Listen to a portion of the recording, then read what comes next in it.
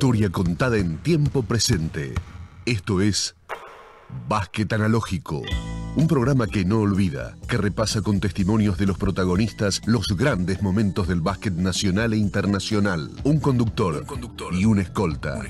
Alejandro Pérez y Marcelo Nogueira te acompañarán por un mundo desconocido para muchos. Esto es Básquet Analógico. Ni James Naismith lo hubiera imaginado. ¿Qué tal? ¿Cómo están, amigos de Básquet Analógico? Soy Marcelo Nogueira con un nuevo episodio, como siempre, con Alejandro Pérez, al que ya le doy la bienvenida en el último programa en vivo de este 2020. No voy a agregar nada más porque ya está todo dicho del 2020, pero Ale, además de preguntarte cómo estás, también quiero preguntarte cómo era tu vida a los 40, 41 años, cuando nosotros estábamos por transmitir a través de ESPN un torneo clave, que fue el preolímpico del 2003 denominado FIBA América. ¿Cómo estás? ¿Qué tal? Buenas tardes para todos. El gusto de reencontrarnos en el que este será el último programa, pero bueno, con la fuerza de siempre, con el espíritu de poder brindar a través de este espacio los mejores recuerdos de momentos muy importantes. Yo ahora no me acuerdo tanto qué era de mi vida en ese momento. Lo que sí recuerdo ¿Pero era... salías a correr o no? Sí, por supuesto. Sí. Una vida sana, medianamente sana, ¿no? No cuando estábamos de gira, nunca ibas a correr cuando estábamos de gira. Algunas veces ponía las zapatillas en el bolso, pero digo, qué expectativas que teníamos en cuando estaba por comenzar este preolímpico, por un montón de motivos. Primero porque la selección, después de lo que había pasado en los 2 años anteriores, el torneo premundial en Neuquén, donde Argentina logra el título, después con aquella histórica actuación deslumbrando a propios y extraños en el Mundial de Indianápolis, perdiendo la final, ganándole al Dream Team.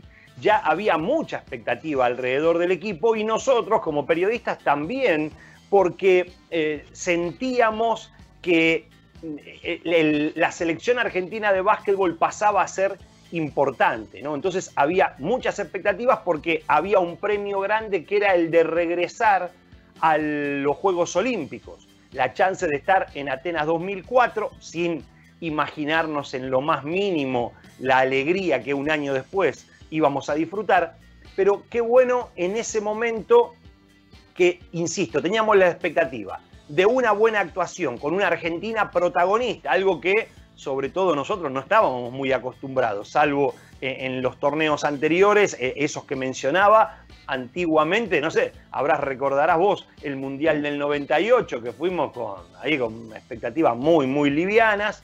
Bueno, acá la situación era distinta, estaba el premio grande de volver a los Juegos Olímpicos después de, es cierto, aquella experiencia muy buena del 96 en Atlanta, pero ahora también por esta misma sensación de decir, si vamos a los Juegos Olímpicos vamos a ser protagonistas otra vez, o tenemos la chance de competir de igual a igual, porque el recuerdo de aquel 96 no era muy bueno, Argentina no pudo pasar el corte clasificatorio y todos nos ilusionábamos con que si Argentina tenía la chance de estar en los Juegos Olímpicos de Atenas, lo podía hacer para jugarle de igual a igual a cualquiera. Es así, vos sabés que había en este torneo 3 plazas clasificatorias para los Juegos del 2004. Creo que fue la última vez que América tuvo 3 plazas, así, bueno, vos sos mejor historiador que yo, pero recurriendo a mi memoria, con otro formato distinto al de ahora. Me refiero a las clasificaciones a los Juegos Olímpicos, donde el que tenía la localía, sumaba una ventaja importante, y en este caso se hizo entre el 20 y el 31 de agosto en Puerto Rico. Además, porque Puerto Rico se jugaba un puesto clasificatorio, además había otro condimento. como vos bien dijiste, Argentina le había ganado a la selección de Estados Unidos formada por 12 jugadores de la NBA de grandísimo nivel en Indianápolis. Y acá ya la NBA no quería más este tipo de cachetazos. Y salvo Shaquille O'Neal y Kobe Bryant, fue con lo mejor que tenía en ese momento.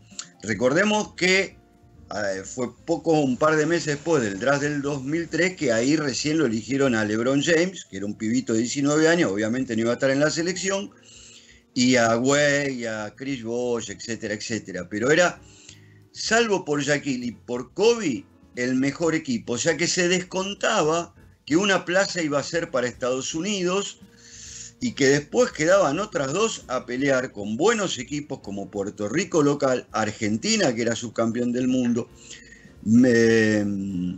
Venezuela, que lo tenía... Marcelo, Brasil, sí. Brasil que tenía un equipazo. Recién estaba repasando el plantel de Brasil, metía miedo. A ver, pará, que repaso alguno. Nené en la NBA. Marcelinho, te lo doy por número de camiseta. Renato Lamas, él no, pero Murilo, Valtinho, Leandrinho, Demetrius, veterano, este era un grupo mayormente joven, y ahí aparecía un veterano como Demetrius, Alex García, Anderson Varellao, Guilherme Giovannoni, Nené Hilario, Luisao y Thiago Splitter. Verdaderamente era un equipazo. Bueno, Nené y Leandrinho en la NBA. Canadá con Steve Nash, un Steve Nash que ya hacía 6 temporadas que estaba en la NBA, había pasado por Phoenix, estaba brillando en Dallas, era uno de los mejores bases del momento. Como siempre, y vos bien sabés, y la gente que nos sigue también, Canadá un poco desmembrado. Se decía que podría haber estado Rick Fox en ese equipo, pero Rick Fox, la verdad que generalmente no integró el seleccionado de Canadá, salvo aquella vez en el 90. Y le faltaba también un pivot muy importante que nosotros vimos en Caguas, que era Todd McCall. Pero claro, también, bueno, estaba Venezuela, dirigido por Mama Osa, y México, dirigido por Guillermo Vecchio. Y lo que seguramente vos recordás bien antes de entrar al equipo, la desorganización y la gira previa que tuvo que hacer Argentina antes de llegar a San Juan de Puerto Rico. Sí, sí, eran los aspectos que, si bien la preparación del equipo, la estructura alrededor del seleccionado había mejorado, ese era un detalle que todavía faltaba pulir, ¿no? Las preparaciones había sido similar el año anterior, antes de ir al Mundial de Indianápolis, con acá lo mismo, otra gira por México con muchos problemas, con partidos bastante ríspidos, que llevaron alguna pelea entre jugadores de ambos equipos. Bueno, con un Guillermo Vecchio que no sumaba en eso, que planteaba esos partidos de preparación medio como un enfrentamiento cara a cara, alimentando ahí el enfrentamiento entre los jugadores. Esto dicho por los propios jugadores, que fue que los molestó que el entrenador contrario, un argentino, avivara ahí las rispideces que se producían en los partidos. Pero yo, más allá de eso, creo que también podríamos repasar el plantel de Estados Unidos, del que hablaste muy bien. Los números, los nombres de esos jugadores verdaderamente meten miedo. Alan Iverson, Jason Kidd, Tracy McGrady, Jermaine O'Neal, Vince Carter, Nick Collison, Mike Bibby, Kenyon Martin, Ray Allen, Tim Duncan, Elton Brand y Richard Jefferson. Era un equipo tremendo. Jason Kidd fue uno de los que nunca perdió contra Argentina. Claro, exactamente. Ya había jugado también en el 99, si mal no recuerdo. Claro, y también acá le ganó los 2 partidos, 2 de los 4 partidos que perdió Argentina, ¿no? Pero bueno, un dato de color nada más, claro. No tiene nada que ver. Él después no fue a los Juegos Olímpicos de Atenas, así que claro, bueno, se salvó ahí. Lo que yo digo, ¿sabés qué me parece? Siempre queremos, cuando hacemos estos programas, siempre queremos poner en contexto, cosa que es indispensable. y ya lo hemos dicho, ¿no? Pusimos en contexto de las expectativas que teníamos alrededor del equipo por lo bueno y reciente que había hecho el equipo. Pero, ¿sabés qué me quedo de este torneo? Que aquella sorpresa del 2001, digamos, ese debut en las grandes conquistas del básquetbol argentino de estas últimas 2 décadas, que fue ese debut en Neuquén en el premundial del 2001. Y después la gran sorpresa del campeonato mundial.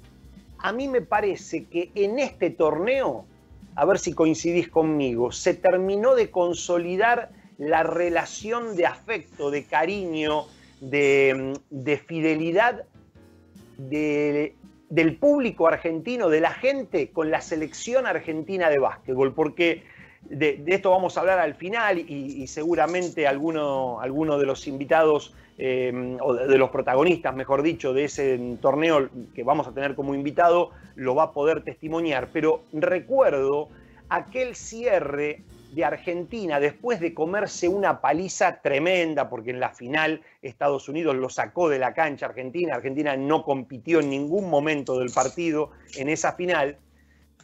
Sin embargo, terminaron parte de la gente alentando los últimos minutos como si Argentina fuera el campeón. Y parte de los jugadores subiendo a la tribuna para festejar con los hinchas argentinos. A mí me parece que eso, Marcelo, fue el sello final, la unión final entre esa selección argentina, y digo, no esa selección argentina por los nombres, sino de la selección argentina que todavía se mantiene, y la fidelidad y el cariño manifiesto del público. Sí, comparto totalmente lo que decís. Sigo agregando datos.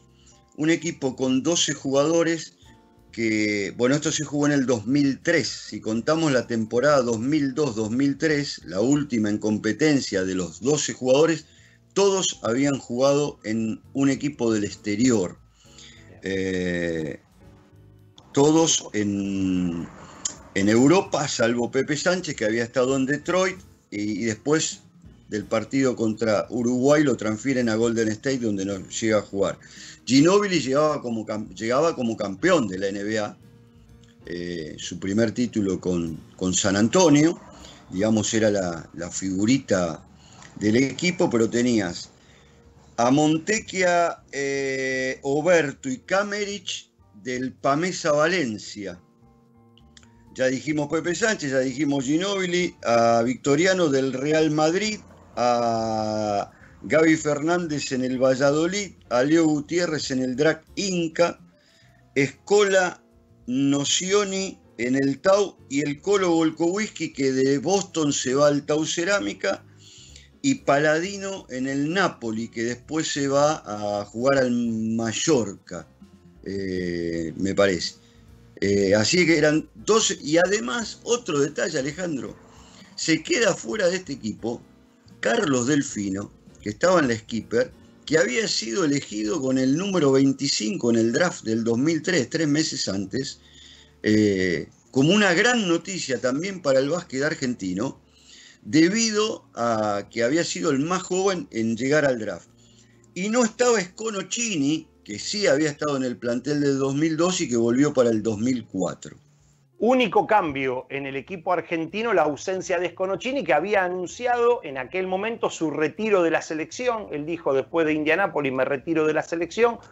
Hasta ahí había cumplido, después iba a volver de ese retiro ocasionalmente, pero su lugar ocupado por Federico Kamerich, algo que era entendible.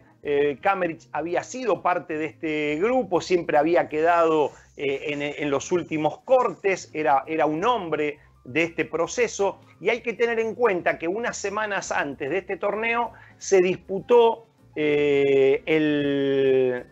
hubo 2 torneos ese mismo año, el Campeonato Sudamericano, ¿no?, donde aparecen ahí algunos jugadores como Walter Herman, como Román González, como Pablo Prigioni, como Paolo Quinteros, que después iban a alimentar a la selección A, digamos, con una actuación en el Sudamericano no muy lucida. Se perdió la final contra contra Brasil, y después se va a los Juegos Panamericanos que fueron días antes con otra selección B que también integró Pablo Prigioni, dirigida por Fernando Duró en Santo Domingo, en República Dominicana, Juegos Panamericanos del 2007. Y esa ausencia de Delfino fue porque me parece que Delfino, con la mente puesta en la NBA, que como bien decías, lo habían elegido en el draft, me parece que él decidió no ser parte de este grupo. No se dijo, al menos para el sudamericano y para los panamericanos, no voy a ser parte del proceso selección. Y el profesor Rubén Mañano le hizo la cruz y lo bajó también del preolímpico. Por eso, tanto a él como a Walter Herrmann, al año siguiente, antes de ir a los Juegos de Atenas, los mandó a hacer la adaptación al sudamericano en Brasil, en el 2004, que los dos la rompieron, que Argentina salió campeón. Le dijo, bueno, pagaron el derecho de piso, ahora vengan a la selección A. Claro, las comparativas entre el 2003 y el 2004, que del 2003 salen Victoriano, Paladino y Kamerich, y regresa Sconocchini y van como nuevos Delfino y Herrmann. Claro, exactamente. O sea, dejó 9 de los que se clasificaron en aquel torneo de Puerto Rico, que seguramente recordarás que nosotros transmitimos desde Buenos Aires y teníamos de enviado especial para las notas a Miguel Simón. Exactamente. El mismo Miguelito, clavate un clavito, de gran relator ahora de fútbol, ¿viste? Claro. Y lo que recuerdo de ese equipo fue su irregularidad, ¿no? Cuando tanto en el 2001, en el premundial, en el Torneo de las Américas premundial de Neuquén, como en el Mundial de Indianápolis, si algo se le podía elogiar de manera interminable al equipo, era su solidez, su regularidad. Un equipo sin altibajos. Es cierto, en esos 2 torneos jugó en alto nivel todo el desarrollo de la competencia, algo que es muy difícil de sostener. Pero en ese torneo de las Américas, en ese preolímpico del 2003, ya el equipo arrancó mal pisado porque iba a perder contra México, derrota totalmente inesperada, pero lo peor, lo que más llamó la atención, que jugó mal el equipo, ¿no? Bueno. Algo que no le habíamos visto en los 2 torneos anteriores, y por eso nos sorprendía y nos generaba dudas, porque ¿qué pasa? Que estos tipos que vienen de 2 torneos en un altísimo nivel, en este no muestran esa solidez, ¿no? Y iba a ser, después ya vamos a dar algunas características de ese torneo y que para mí son importantes, como por ejemplo que a la hora de la verdad, los partidos chivos, siempre el equipo, salvo la final, que era contra el Dream Team, también entendible, el equipo siempre estuvo, no faltó a ningún partido trascendental, pero sí iba a mostrar una gran irregularidad. Bueno, para contarnos lo bueno y lo malo está con nosotros Leandro Paladino, que bueno, fue integrante de ese equipo y que hizo un gran torneo. Y vos hablabas de ese famoso partido contra México, que yo me acuerdo bastante de la irregularidad, pero también me acuerdo de una caída de Guillermo Vecchio corriendo por la línea, un porrazo que se dio, no sé si iba a pedir un tiempo muerto o qué, que fue graciosísimo. Leo, ¿cómo estás? Marcelo Nogueira y Alejandro Pérez te saludan después de bastante tiempo. Hola Marcelo, dale, ¿cómo andan? Bien, todo muy bien, aquí esperando la fiesta, me vine a Concepción, acá a pasar con la familia, así que bueno, tranquilo. Nosotros siempre, la verdad te digo, y no para que sea un golpe bajo, siempre recuerdo a tu viejo, que en paz descanse, a la Culebra, que era tan buen compañero de ustedes y de nosotros también, porque andábamos por todos los torneos prácticamente juntos, como dijo el otro día el negro Victoriano, y si ustedes iban a todos los torneos con nosotros, ya éramos una familia, y tu viejo era de ese equipo, la verdad, che. Sí, tal cual así era, bueno, un apasionado, obviamente. Bien. El fan número 1 incondicional, ¿no? Sí. De este lado, pero bueno, la verdad que los mejores recuerdos, y uno cada vez que viene acá trata de tener la mejor de todo, más allá que no esté, porque bueno, fue el que él y mi mamá me dieron las bases, ¿no? De cómo ser uno en la vida, y creo que eso es lo que más hasta el día de hoy uno trata de inculcar, sobre todo a mis hijos, y bueno, agradecido del apoyo y el crecimiento que me dieron. Bueno, ¿y cómo fue ese partido con México? ¿Qué te acordás? Que perdieron después de... Veníamos diciendo con Ale que hicieron una gira mortal, creo que tardaron, no sé, 30 y pico de horas para llegar a México, después jugaron contra Panamá, hubo un poco de piñerío, vamos a llamarlo de esta manera, en esa rivalidad con México, gente que se metía a la cancha, todo un lío, pero vamos al partido oficial, porque la verdad que no se esperaba, o nosotros no esperábamos una derrota. Sí, bueno, a ver, lo que más recuerdo de ese partido es, bien que hablaste de Vecchio anteriormente, es a Guillermo cantando el himno con la mano en el corazón de México. El himno mexicano. Claro. El himno mexicano. Claro. Hay que saber la letra del himno mexicano. No cualquiera, ¿viste cómo es? Le faltaba el sombrero.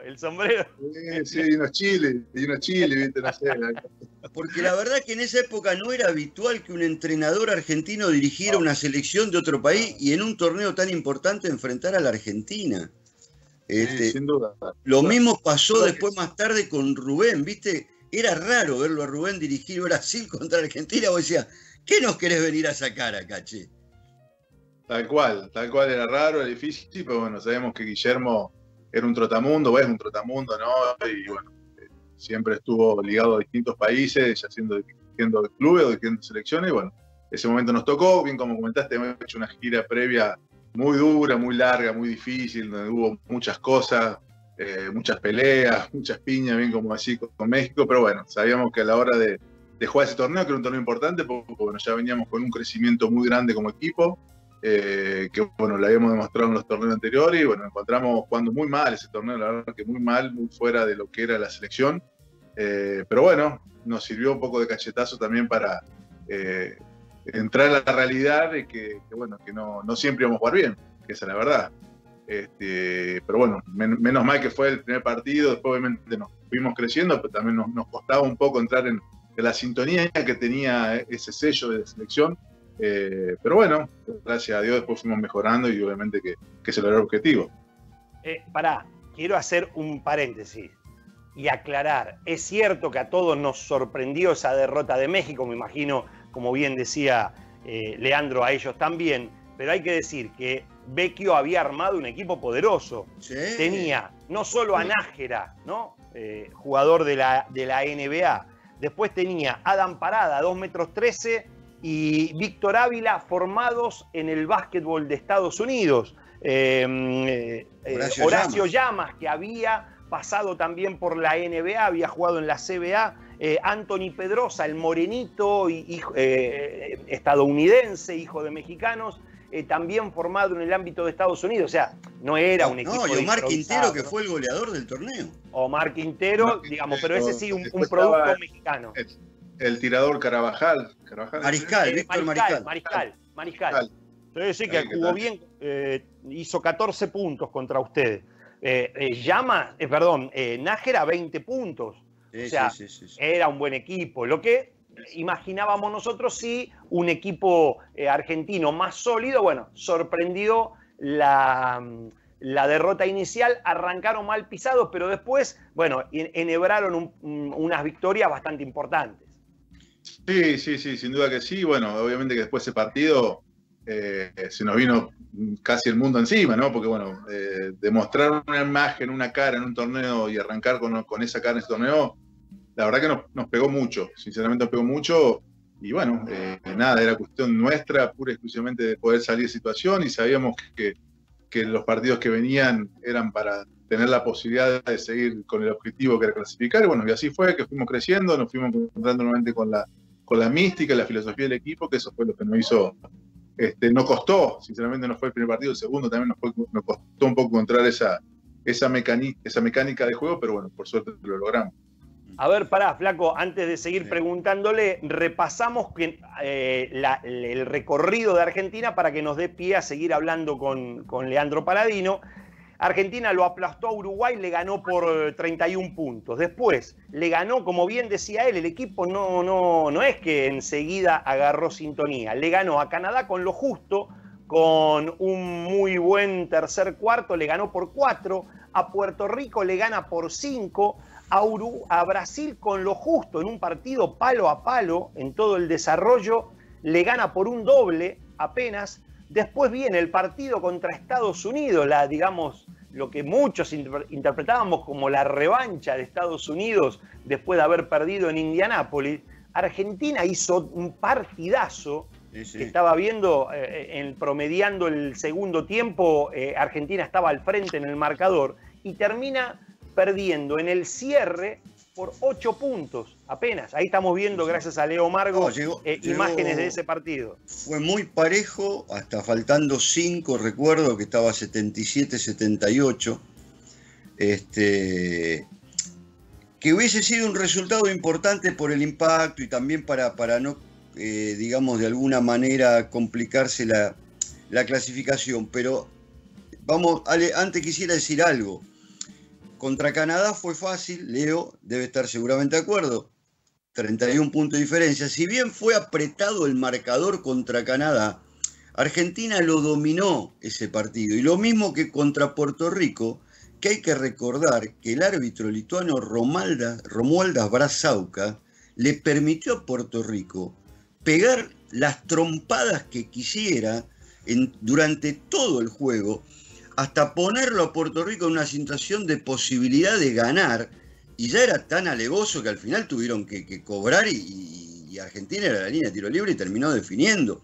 Si bien fue por 4, podría haber sido tranquilamente un partido de 10. No sé si tenés estos recuerdos vos de esa primera fase, Leo, porque después Alejandro nombraba, hubo otro partido apretado contra Brasil, que ahí vos metiste 3 de 4 triples, no sé, Ale debe tener la planilla, pero creo que fue así, que también fue manejado todo el juego por Argentina, más allá de que el resultado terminó por 2 puntos, y ahí sí llegamos a ese partido que mencionaba Alejandro y que vimos algunas imágenes frente a Estados Unidos. Nos queremos parar ahí, Leo, para que vos nos digas cómo lo veías antes de entrar a ese otro fatídico partido con Venezuela. Sí, a ver, bien como decís, ¿no? El partido con Puerto Rico lo recuerdo muy bien, de lo duro que fue, ¿no? Para nosotros poder encarar ese partido, porque bueno, se permitían muchas cosas que por ahí obviamente no era nuestra forma de jugar, ¿no? Y eso hacía que, bueno, Puerto Rico, por un poco también la impotencia, ¿no? De encontrarse contra un equipo tan sólido, que ya estábamos agarrando el ritmo de juego, que veníamos sacando o dejando los equipos anteriormente, manejando los partidos, mejor dicho, se nos complicaba por eso, se nos complicaba porque, bueno, por ahí no era nuestra forma de jugar y, bueno, el árbitro permitía mucho, pero, bueno, nosotros, más allá de todo eso, siempre teníamos claro cuál era el objetivo, ¿no? El objetivo principal era, más allá de ganar, clasificar y mantener una conducta deportiva, ¿no? Que, bueno, eso fue lo que nos mantuvo y nos hizo no perder la calma en esas situaciones límites, sobre todo porque tenían a la gente a favor, un montón de cosas que quiero o no, sabés que el frente de Puerto Rico se hace sentir, ¿viste? Claro. Tenía un buen equipo, además. Tenía Casiano, Piculín Ortiz, Urrutiner, qué sé yo. Piruco Latimer. Piruco Latimer. Y no eran todos jugadores bebé Arroyo. Claro. No, eran bravos y además otra vez se veían en la situación de que Argentina le ganaba en Puerto Rico, que muy pocas veces había sucedido en la historia. Tal cual. Y bueno, después, más allá de todo eso, bueno, después, porque es Venezuela, que ya hemos jugado 20.000 veces con Venezuela, lo conocíamos los dos mutuamente, pero también sabemos que Venezuela es un equipo aguerrido, con su forma de jugar, con su jugador con experiencia, que bueno, eso llevaba también a que, más allá que uno por ahí controlaba las situaciones del juego, porque el equipo lo llevaba a eso, pero siempre cuidando y respetando, ¿no?, al rival. Creo que eso también fue lo que nos dio la posibilidad de que cada partido que entramos a encarar nos íbamos ganando el respeto de los rivales, y eso obviamente a la hora de jugar un partido es muy importante. Pero mirá, para hablar de... me hubiese gustado hablar un poquito más del partido con Estados Unidos por a pesar de la derrota. No, pero digo, Venezuela, ¿no? El desarrollo de ese partido, del que me empezó a mencionar recién ahí Leandro. Primer cuarto, Argentina lo ganó por 9 puntos de diferencia. Era la lógica, ¿no? Argentina el año anterior le había metido una paliza tremenda en Indianápolis. Era lógico que Argentina dominara a Venezuela. Segundo cuarto gana por 1 Venezuela, ¿no? 8 de ventaja al cabo de la primera mitad. Tercer cuarto, Argentina gana por 4 puntos. O sea, entra al último cuarto ganando por 12. Ya casi la fusta abajo del brazo, la colita levantada en los últimos 150 metros, tranquilo. El último cuarto Argentina lo perdió 36-19. Se derrumbó el equipo. Es muy raro que ese equipo recibiera 36. Exactamente. Primero, después le voy a preguntar a Leandro si recuerda lo que fue el día posterior, ¿no? Porque no me lo imagino a Mañano en el desayuno siguiente. No me hubiese gustado estar en ese desayuno. Pero cómo se cayó el equipo, que termina el partido con 16 pelotas perdidas. Realmente sorprendió que un equipo que una vez que te sacaba una diferencia, te la agarraba Pepe Sánchez, te la agarraban esto, te la hacían desear, no te la daban nunca. Muy extraño lo que pasó en ese partido, ¿no? Te agrego un dato. Tiró 0 de 2 en triple en el último cuarto, Argentina. Claro. Sí, se cayó. Yo, antes de lo que decía Ale, de ir al desayuno, me voy al post partido. Bueno. No espero el desayuno yo. Al desayuno ya había pasado todo. El desayuno ya el otro día, ¿viste? No. No, sí, pero la verdad que bueno, fue un partido también raro, difícil. En un momento no encontramos nuestra forma de jugar, no encontramos la efectividad que nos hacía el mismo sistema de juego nuestro, que siempre buscar un hombre abierto. Y ellos apostaron mucho en un momento, si no mal recuerdo, a que apostemos mucho en los tiros de exteriores, ¿no? Y fue por eso que tiramos a ese bajo porcentaje de 3 puntos en el último cuarto. Y bueno, la forma un poco de jugar de Venezuela, todos conocen cómo es, y bueno, después ahí viene puede decir mal, ese momento a nosotros nos perjudicó, bueno, fue por eso que tuvimos otra mala noche, a pesar de haber ganado el partido, ¿no? Pero bueno, era un partido muy importante para nosotros, ¿no?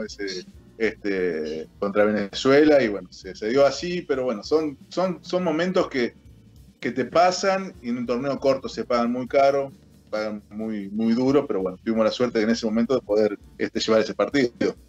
Mirá, un dato, porque el señor Paladino, cuando Argentina, Juan Espil queda fuera de este grupo, todos decíamos, alguna vez lo hemos hablado con el Toro, ¿quién la va a meter de 3 puntos en este equipo? ¿Quién es el tirador para reemplazar a Paladino el tirador, decía yo?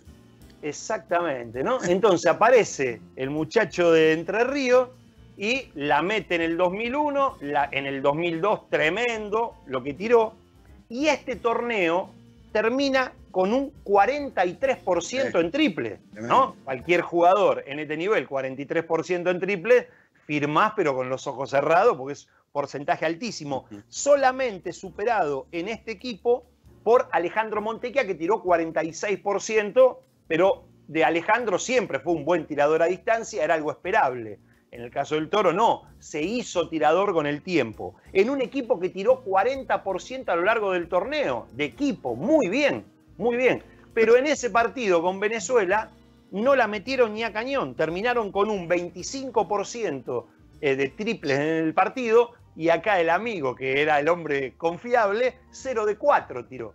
Evidentemente, esto reafirma lo que él decía. Les dieron el tiro de 3 puntos, no la metieron y se les complicó el partido.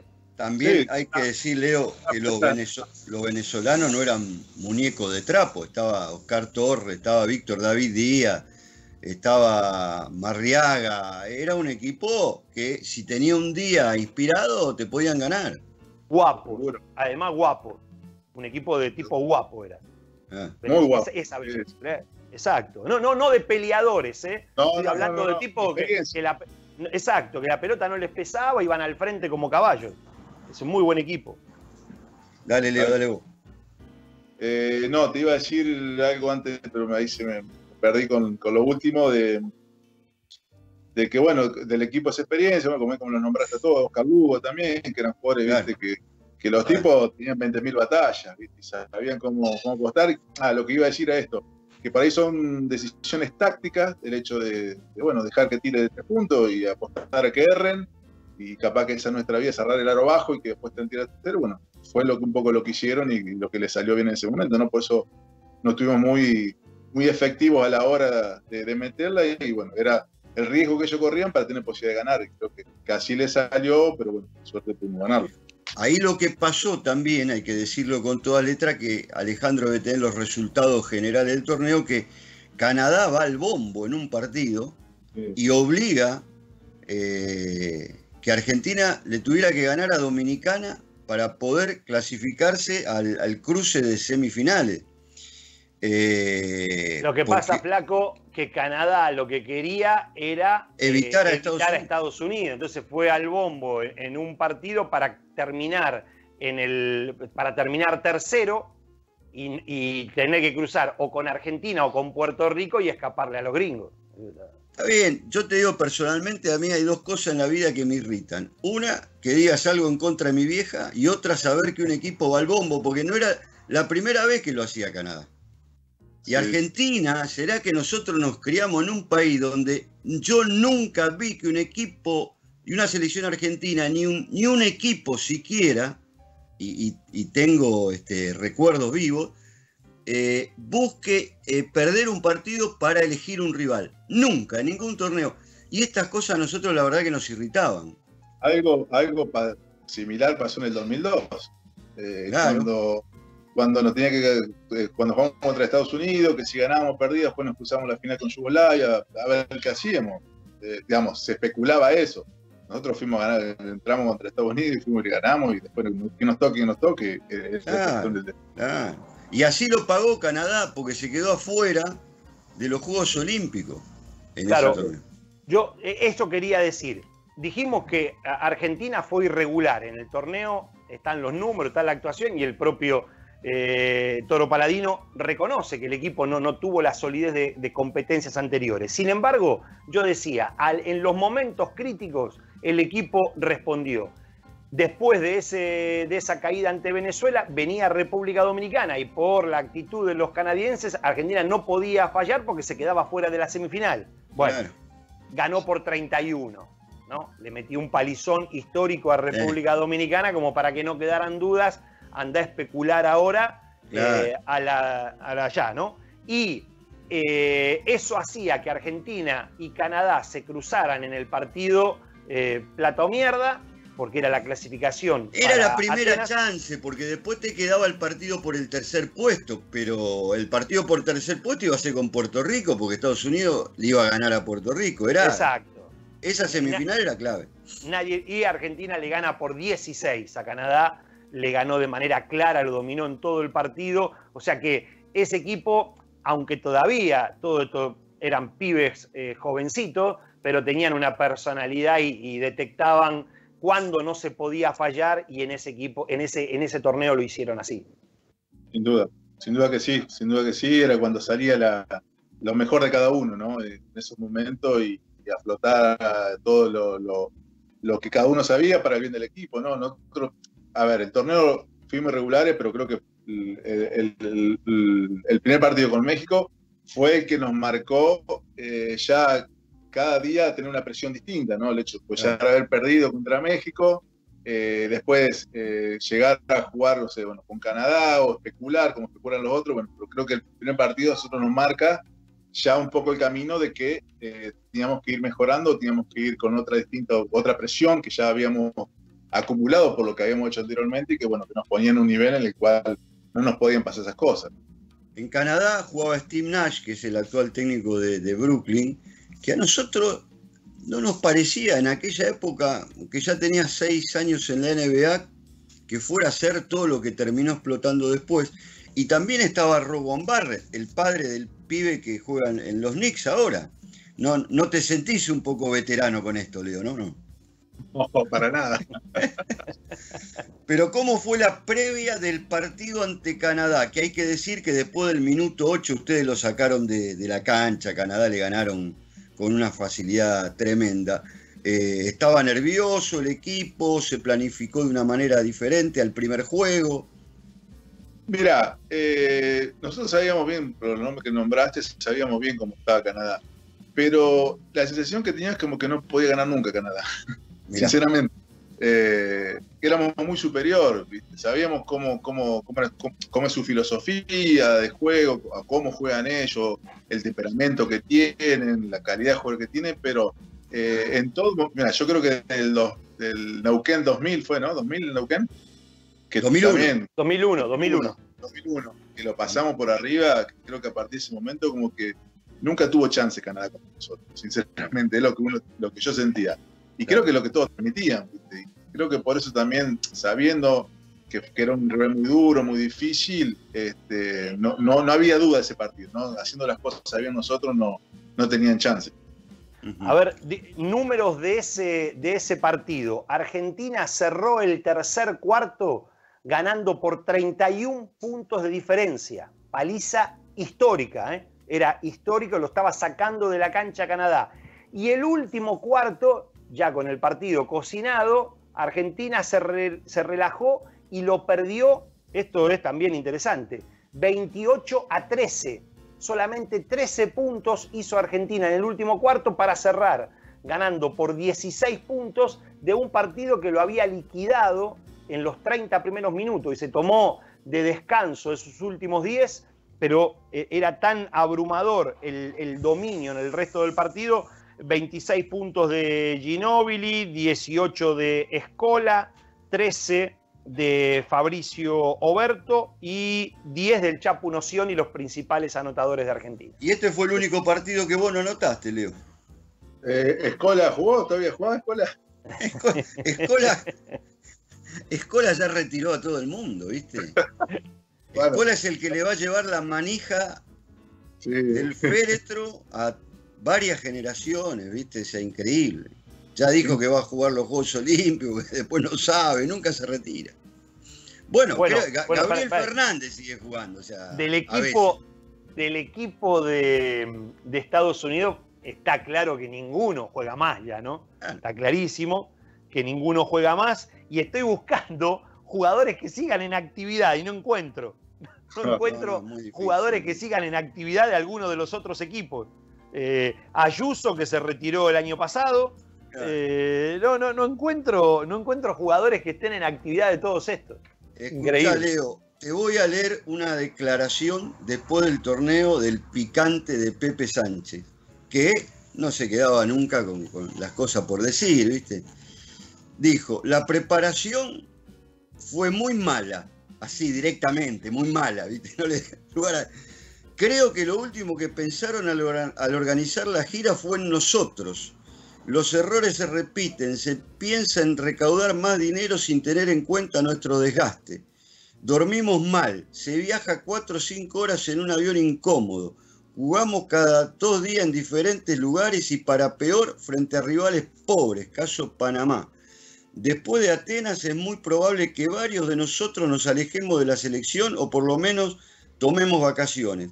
La llegada a Chihuahua nos llevó 31 horas, ahí hay una anécdota tremenda, haciendo escala en Santiago de Chile, Atlanta y México, y al parecer estamos repitiendo la mala experiencia de antes del Mundial de Indianápolis. Es increíble. Y después hubo los roces conocidos con agresiones del público en el segundo partido con México. Muy malo y no se debe repetir esta horrible experiencia nunca más. La de la llegada de 31 horas a Chihuahua es que ustedes no bajaban del micro hasta que se cumplieran 31 horas, ¿no? Exactamente, creo que quedamos 20 minutos en el colectivo que faltaban para cumplir las 31 horas y todo fue el cansancio que teníamos, pero queríamos cumplir las 31 horas. El Pumas tenía el cronómetro y bueno, cuando se cumplió 31 bajamos todos cantando y saltando. ¿Y Mañana se prendió en esa? Sí, todo. Increíble, increíble. Está bien, pero Imagínense con todas las horas, cansancio y toda la buena predisposición para llegar a ese punto, a ponernos contentos que cumplimos 31 horas. Escúchame, ¿a quién se le ocurrió vamos a cumplir las 31? Pero Sí, no, esa no, fue una protesta a la japonesa, ¿no? Una protesta producieron más demora de la que ya habían sufrido, verdaderamente muy original lo del equipo. Y que también, Marcelo, esto lo decimos nosotros desde afuera, y después Leandro lo tendrá que ratificar, un poco que estas cosas marcaron el carácter, la pasión con la que ese equipo jugó siempre. Cuando las cosas se organizaban bien y cuando la organización no era la mejor, ellos hacían de tripas corazón y sacaban fortalezas para mantenerse unidos, para encontrar motivaciones, y eso es un claro ejemplo, ¿no? Era lo que más nos unía, sinceramente, eso, ¿no? Esos momentos críticos, malos, de cero profesionalismo por parte de la dirigencial. Nosotros no, a ver, obviamente que nos afectaba, porque uno quiere estar bien, quiere estar cómodo, o como sea, pero bueno, nosotros disfrutamos por estar juntos. Y esos momentos juntos era cuando más nos uníamos y por ahí no le damos la importancia que teníamos que darle porque tenemos un objetivo que era salir a jugar y jugar bien en equipo. Creo que eso fue la fortaleza de este grupo. Ale, si vos me permitís, aprovechando a Leandro Paladino que nos acompaña en estos recuerdos del Preolímpico 2003, vos jugaste en el Pompea Napoli. Sí. Una ciudad que yo no conozco, no sé Ale si la conoce. No. Pero bueno, cuando vas a este torneo era el último año del que jugaste en el Napoli, pero bueno, como hace pocos días murió Maradona, ¿cómo era esa ciudad con el recuerdo, pero todavía aún más fresco, de hace 17 años atrás, de Diego? Sí, la verdad que fue algo, no esperaba que sea tanto, ¿no? Tanta locura. Tanta locura, tal cual. Yo soy muy Maradona, ¿no? Y bueno, yo cometo un error de cuando llego a Nápoles, pues yo tengo un tatuaje con la firma de Maradona, en la espalda. Yo llego a Nápoles, hace la conferencia de prensa del equipo y bueno, digo que soy fanático de Maradona y que tengo una firma en la espalda. Bueno, en esa conferencia de prensa me hicieron mostrarla, me tengo que sacar la remera, ¿viste? Y mostrar la firma. Bueno, después andaba por el shopping, ¿no? Y la gente me paraba para que yo le muestre el tatuaje de Maradona. No, ¿qué? Imagínate en un shopping. Sacándote la remera. Claro. Pero bueno, esas cosas así. Y después, bueno, obviamente uno empieza a preguntar y las cosas que contaban, las cosas que ha hecho la gente por Maradona, o por lo agradecido que estaba, ¿no? Por todo lo que hizo. Es algo muy, muy fuerte. La verdad que es muy fuerte, muy grande. Y yo tuve también yo viví en un complejo a las afueras, a 7 kilómetros de Nápoles, Lícola, y ahí vivía Junior, el hijo Junior Maradona. No reconocido en aquel momento. No reconocido. Y yo andaba siempre con las remeras de Maradona, ¿viste? Con la cara de Maradona, con la cola de los ingleses. Y yo siempre me lo cruzaba, porque el estacionamiento mío estaba justo enfrente de la casa de él. Y siempre me miraba, cuando venía con la remera, me miraba fijo, ¿viste? Y que para acá me va a pasar algo, me va a decir algo. Y bueno, hasta que un día se animó, ¿viste? Justo nos cruzamos, me miraba la remera así, fijo, y me para y me dice, ¿qué hora es? Todo interior, ¿no? Le digo, no sé, las 3 de la tarde. Y me señala la camiseta y dice, ese es mi papá. Ah, sí, ya sé. Y bueno, y ahí quedó, y bueno, después empezamos a hablar un poco, que él no había visto la conferencia de prensa, todo el otro, y el partido, pero bueno, esas son las anécdotas que tengo ahí con tanto de todo lo que me contaban de Maradona como con Junior. No te vamos a pedir que te saques la remera. No, ahora no, ya dije que no. Igual cuando vaya a alguno de tus campus, te voy a decir, a ver, mostrame el tatuaje. Dale, ningún problema. Te volverían loco, me imagino. Sí, muy loco y bueno, y más sabiendo que argentino, después bueno, yo empecé muy bien esa temporada ahí en Nápoles, ya me empezaron hay la canción, bueno, famosa en Nápoles, que O Visto Maradona, la canción que corean siempre, y empezaron a corear la misma, pero con mi apellido, la verdad que son cosas muy lindas, muy fuertes, uno que es muy maradoniano también, ¿viste? todo bueno. Claro. Leandro, para cerrar, y volviendo al preolímpico del 2003, ese torneo significó, más allá de otra muy buena actuación continental, digamos, de los equipos normales, ustedes fueron el mejor, porque el campeón fue Estados Unidos, que lo nombramos antes, tenía un equipazo. ¿Cómo se vivió, cómo asumieron ustedes la clasificación olímpica, ¿no? Que parecía el escalón posterior, después de lo bueno que habían hecho el año anterior a nivel del Campeonato Mundial? Había que dar el salto a los Juegos Olímpicos, ustedes consiguieron la clasificación. ¿Qué recordás de sentimientos, de cómo vivió el equipo esa clasificación? La verdad que, bueno, yo tuve la posibilidad de estar en los 2 preolímpicos de Puerto Rico. En el 99, en julio, y que terminamos tercero y quedamos fuera. Esa época que también fue muy doloroso. Eran 2 nomás, y fue muy doloroso porque hicimos un gran torneo, que bueno, le jugamos a la par a todo, y bueno, y le ganamos la semifinal, le ganamos el tercer y cuarto puesto, le ganamos Puerto Rico, digamos. Fue un torneo muy bueno y el cual no tuvimos la posibilidad de clasificar estos juegos. Y después ya la segunda vez, bueno, se festejó muchísimo porque, bueno, era de este grupo o esta camada, era como cerrar un ciclo que se comenzó en el 2000, ¿sí?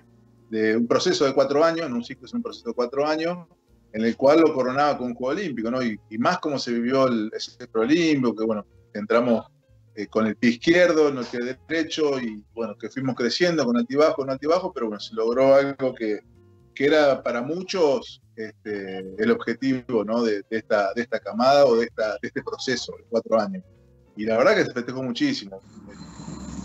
Yo me acuerdo ahora que cada partido que terminamos, entonces se acuerdan que subíamos a la tribuna con la hinchada, a cantar. Bueno, esas cosas son las que vienen a la memoria por todo lo que era el grupo y por todo el cariño que teníamos a la gente y por todo lo que costó llegar hasta ahí, ¿no? Claro, empezaba a correr el Fernandito para los festejos. En ese equipo. En ese equipo. Había varios cordobeses, por eso. Claro. Y bueno, Leo, te tenemos que despedir, te agradecemos, fue nuestro recuerdo para esa selección, para esa clasificación. Sabemos que obviamente después te entristeció mucho a vos y al negro victoriano quedarse afuera del equipo del 2004, igual ustedes son considerados obviamente de la generación dorada de punta a punta, porque además de todo le hicieron vivir al público argentino unas alegrías increíbles, y bueno, que viste, hasta ahora siguen, como quien no quiere la cosa, con otra nueva generación de chicos y escola, como siempre. Sí, viene lo que decís, viste, un poco doloroso, ¿no? Por el hecho de que no puede estar en los Juegos Olímpicos, más allá que haya salido campeón olímpico, ¿no? De haber estado, poder estar en un Juego Olímpico, todo lo significa. Uno se siente muy identificado con el grupo, con esa camada, porque, a ver, yo por ahí la gente me para la calle, cuando voy a algún lado me dice el campeón olímpico, ¿entendés? Me meten como dentro de ese grupo. Claro. Y por ahí me dice, no, me cuesta decirle, mirá, yo no estuve, para no quedar mal, yo no estuve no fui campeón olímpico, pero bueno, pero muchos, la mayoría de la gente me tiene como que estoy dentro de ese grupo de los campeones olímpicos, porque es como, fue todo tan continuo, tantos éxitos continuos, claro. ¿Viste? Que fueron un grupo de 10 jugadores que llegaron a jugar el Juego Olímpico. Por eso mismo la gente mucho me mete dentro de ese equipo que salió campeón. Bueno, Leo, muchísimas gracias por haber aportado tus recuerdos, tus vivencias en ese torneo que para nosotros sucedió hace poco, lo tenemos fresquito, pero claro, el calendario dice que pasó ya hace 17 años y bueno, nos parecía que esa diferencia de años ameritaba el recuerdo a este torneo, porque hay un montón de gente joven que se ha sumado a esta última etapa de la selección y no ha vivido, no le ha tocado vivir aquellas épocas de muy, muy buenas actuaciones de la selección argentina de la que vos eras parte. Así que muchísimas gracias por tu participación en este programa. Y felicidades, Leo, buen año. Felicidades. Que tengas muy linda fiesta. Igualmente, nos veremos en cualquier momento. Seguro, seguro, porque este fue protagonista de muchos buenos momentos del básquet argentino, así que lo seguiremos, como siempre está dispuesto a colaborar con nosotros, a ser partícipe, ya te volveremos a convocar alguna vez. Muchísimas gracias, Leandro. Bueno. Chao, chao. Muchas gracias. Nosotros también, Alejandro, nos tenemos que ir despidiendo porque, bueno, se viene Sergio Kaneski con Orígenes, no hay que entregarle tarde y además en el último programa de este año no sea cosa que entreguemos tarde. Exacto, exacto. Les agradecemos que nos hayan acompañado. Les deseamos a todos que pasen unas hermosas fiestas con los cuidados a los que estamos obligados si queremos hacer las cosas bien. No es lo ideal. A muchos nos entristece no poder festejar esta fiesta de fin de año, la Navidad, el fin de año de la manera tradicional, pero bueno, es lo que toca. Y creo que va a ser lo mejor y con la ilusión, Marcelo, de que todos tengamos un gran 2021. Por supuesto, te mando un abrazo grande y saludos a toda nuestra audiencia. Abrazo, chao, nos vemos la otra semana, chao.